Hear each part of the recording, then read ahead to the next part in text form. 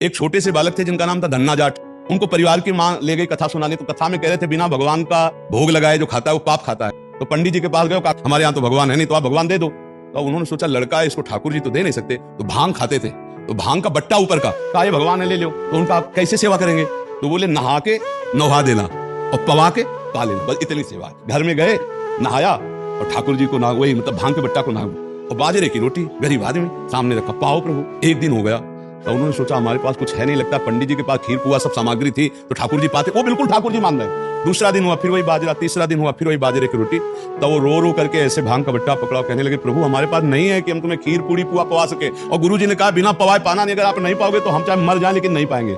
उसी समय श्री कृष्ण प्रकट हो गए, भांग के बट्टे की जगह में श्री कृष्ण बैठे और बाजरे की रोटी शुरू कर दी पाना। तो बोले देखो पूरी रोटी तुम नहीं पाओगे, आधी हमें दो आधी तुम पाओ। भगवान ने और फिर जो लीला का विस्तार हुआ कि धन्ना सेठ हो गए, ये है विश्वास।